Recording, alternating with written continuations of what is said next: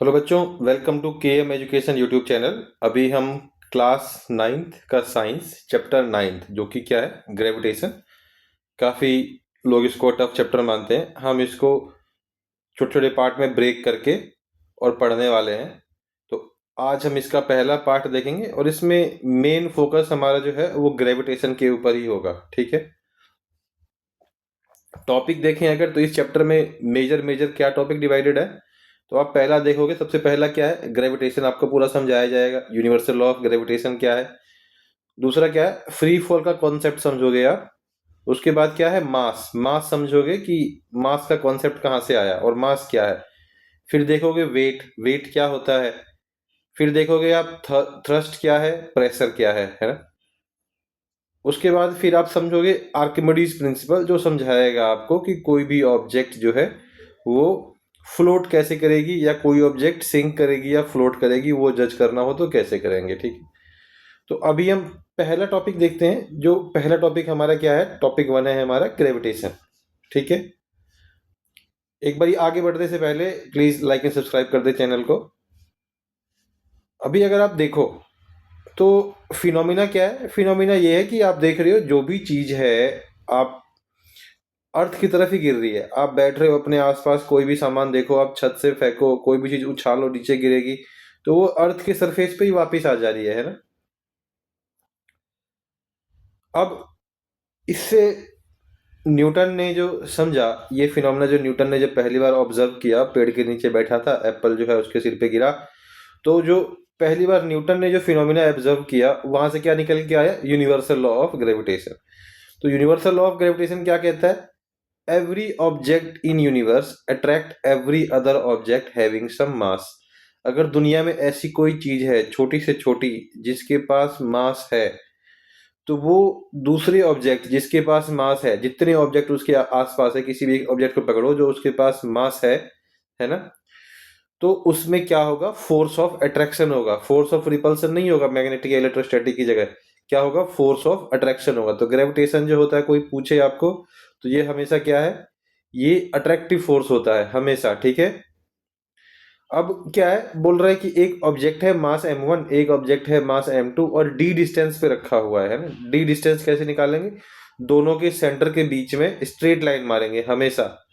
कोई भी numerical solve करना हो, कुछ भी करना हो, d कैसे निकालेंगे, दोनों के सेंटर के बीच में स्ट्रेट लाइन मारेंगे। ठीक है, उसके बाद क्या होगा कि जो फोर्स है, जो ग्रेविटेशन का फोर्स लगेगा, वो क्या है, proportional to product of masses of both object.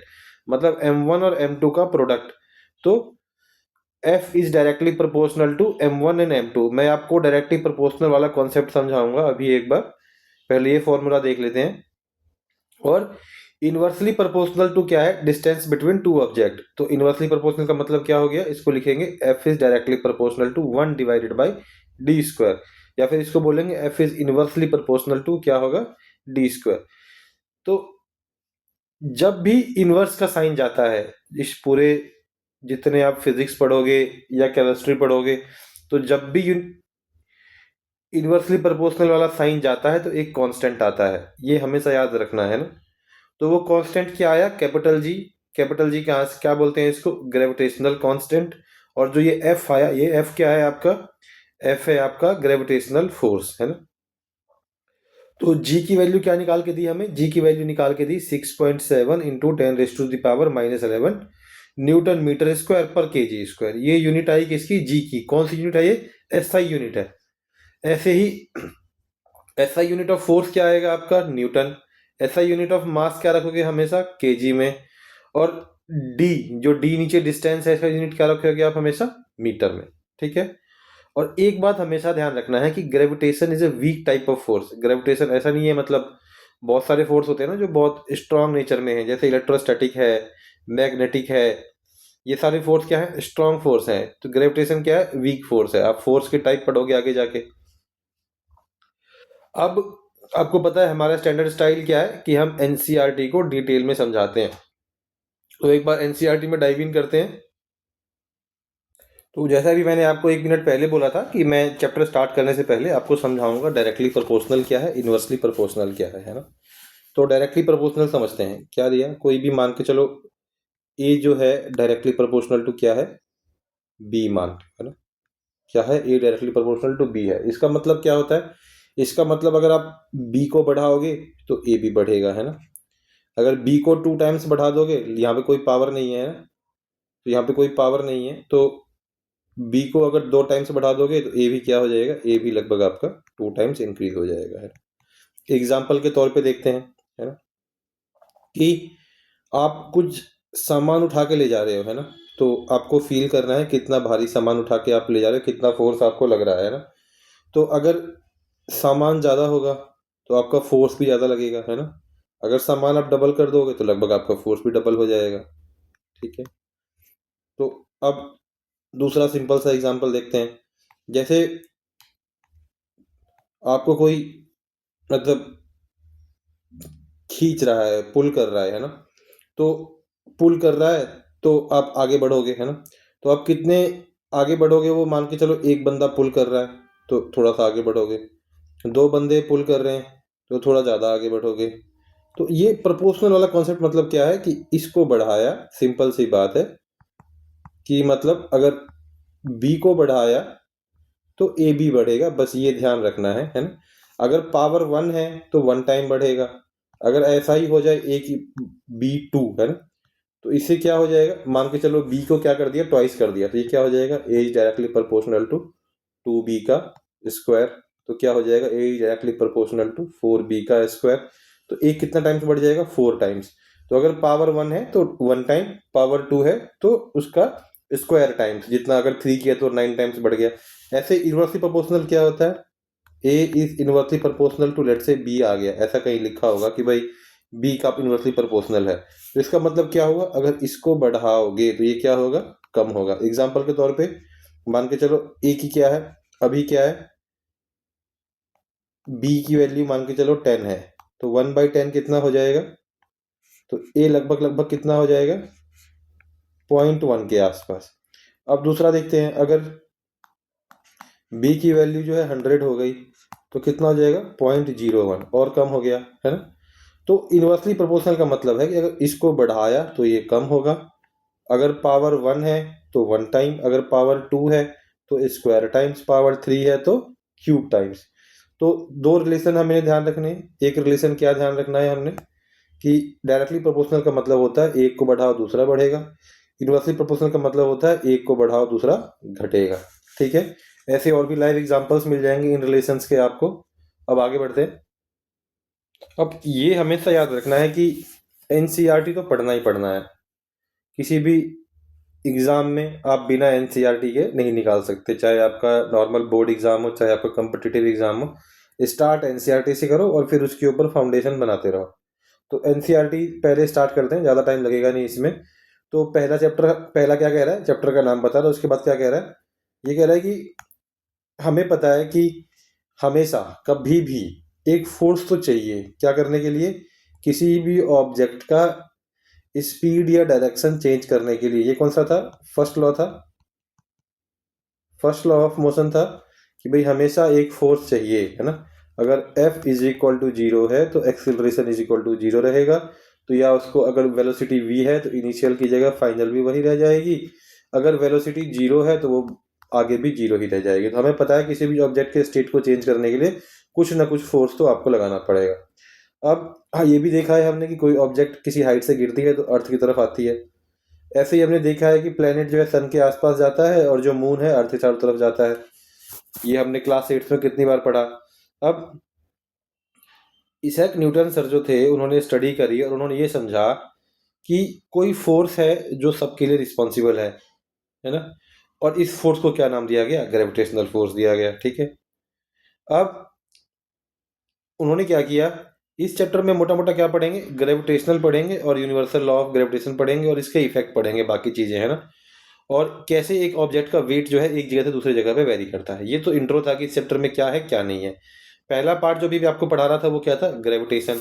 अब ग्रेविटेशन में क्या कह रहा है कि जो फोर्स है ना, जो फोर्स जो एक्सेलरेशन कॉज करती है और बॉडी को मूविंग रखती है, किस कौन से फोर्स के बारे में बात कर रहा है, कि आपने एक हाथ में एक स्टोन पकड़ा, एक रस्सी में बांध के एक स्टोन रखा, उसको आप घुमा रहे हो, ऐसे ऐसे आप घुमा रहे हो, आप देखोगे है ना, ये ऐसे कुछ मूव कर रहा होगा। और जब आप घुमा रहे हो तो ये अपने इस पाथ में घूम रहा है, ये इस पाथ में घूम रहा है ना। अब ये क्या कह रहा है कि ये जो घूम रहा है, ये एक एक्सेलरेशन है जो बॉडी को मूव करते हुए करने को फोर्स कर रही है, एक एक्सेलरेशन है जो बॉडी को इस डायरेक्शन में मूव करने को फोर्स कर रही है ना। और इसको क्या कर रही है, सर्कुलर पाथ में भी रख रही है ना। तो कोई भी फोर्स जब ऑब्जेक्ट को सर्कुलर पाथ में रख रही हो, उसको क्या बोलते हैं, सेंट्रीपिटल फोर्स। सेंट्री मतलब सेंटर, पीटल मतलब सीकिंग, मतलब जो उसको सेंटर की तरफ लाता रहे, सेंटर की तरफ लाता रहे, है ना। अब अगर ये सेंट्रीपिटल फोर्स नहीं रहा तो स्टोन जो है क्या करेगा, फ्लाई कर जाएगा अलोंग अ स्ट्रेट लाइन। जैसे मैंने यहाँ से इसको किया और यहीं पे छोड़ दिया, यहीं पे मेरा ये धागा जो है ब्रेक हो गया। यहाँ ये स्टोन था, तो पहले तो ये स्टोन सर्कुलर पाथ में मूव कर रहा था, अभी सर्कुलर पाथ में मूव नहीं करेगा, जब ये कट जाएगा तो ये जाएगा सीधा इस पाथ में, है ना। अगर इस सर्कल को माने तो जिस पॉइंट से ये निकल गया, ये पाथ को क्या बोलते हैं, टेंजेंट। क्या बोलते हैं, टेंजेंट। टेंजेंट क्या होता है, रेडियस मारो और रेडियस के परपेंडिकुलर एक लाइन मार दो, एकदम सेंट्री, एकदम बॉर्डर पे टच करते हुए सर्कमफ्रेंस पे, ये क्या है आपका टेंजेंट। टेंजेंट की खासियत क्या है, सर्कल को एक ही बार टच करेगा, खाली एक पॉइंट ऐसा निकल के आएगा जिसपे सर्कल को टच कर रहा होगा बस, जब आप इस लाइन को एक्सटेंड करोगे, है ना। फिर यहीं पे आपको टेंजेंट का कॉन्सेप्ट समझाया गया है, देख रहे हो, यहाँ से आप मारोगे ये परपेंडिकुलर जाएगा इस पॉइंट पे, और एक ही पॉइंट है जिस पॉइंट पे ए बी सी लाइन जो है वो कट टच कर रही है सर्कल को। तो ये टेंजेंट का कॉन्सेप्ट है, मैथ में समझोगे इसको, इसके अपने बहुत सारे फायदे हैं, बहुत सारे कॉन्सेप्ट को एक्सप्लेन करता है ये। अब कह रहा है जो मोशन है मून का, ये इसी सेंट्रीपिटल फोर्स की वजह से है, और कोई अलग फिनोमिना नहीं है इसका। ग्रेविटेशन जो है सेंट्रीपिटल फोर्स देता है, उसकी वजह से मून जो है वो घूमती रहती है। अब ये कह रहा है कि अगर ऐसा है तो फिर तो थर्ड लॉ ऑफ मोशन के हिसाब से जो ऑब्जेक्ट है जिसको अर्थ खींच रही है वो भी अर्थ को खींचेगा, है ना। एग्जाम्पल के तौर पे हमने क्या बोला, एप्पल अर्थ पे फॉल किया तो अर्थ ने एप्पल को खींचा, तो एप्पल ने भी अर्थ को खींचा होगा। पर सेकेंड लॉ ऑफ मोशन क्या कहता है कि फोर्स जो है उस फोर्स पे उस फोर्स के हिसाब से एक्सेलरेशन कितना प्रोड्यूस होगा, inversely proportional to mass of the object. अब ये समझो ये क्या कह रहा है, तो F is equal to M में पढ़ा आपने, है ना। फोर्स मान के क्या चलते हैं, ग्रेविटेशनल फोर्स मान के चलते हैं, है ना। तो फोर्स क्या मान के चलते हैं, ग्रेविटेशनल फोर्स मान के चलते हैं, है ना, ग्रेविटेशनल फोर्स है। तो इसके ऊपर मास ऑफ एप्पल अगर आ गया तो ये क्या हो जाएगा, एक्सेलरेशन ऑफ एप्पल, है ना। अब एक बार थोड़ा उस अलग सीट में देखते हैं इसको। मान के चलो कि फोर्स जो है क्या है, मास इनटू एक्सेलरेशन। तो एक्सेलरेशन क्या हो गया, फोर्स डिवाइडेड बाय मास। तो ये मास ऑफ एप्पल मान के चलते हैं। तो ये जो एक्सेलरेशन ऑफ एप्पल होगा वो कितना होगा, अब मास क्या है, बहुत कम है ना। मास क्या है, बहुत कम है, तो एक एक्सेलरेशन होगा। अब देखते हैं एक्सेलरेशन ऑफ अर्थ क्या होगा। तो ये क्या होगा, gravitational force divided by mass of earth, क्योंकि हमने क्या बोला, एक गिवन फोर्स के लिए जो एक्सेलरेशन होगा वो क्या होगा, इनवर्सली प्रोपोर्शनल टू मास। तो F बाई एम ई क्या हो जाएगा, एक्सेलरेशन ऑफ अर्थ।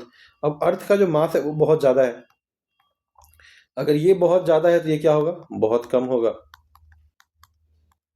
तो इसका मतलब अर्थ पे भी फोर्स लगा, अर्थ पे भी एक्सेलरेशन आया, बट ये एक्सेलरेशन क्या है, ऑलमोस्ट जीरो।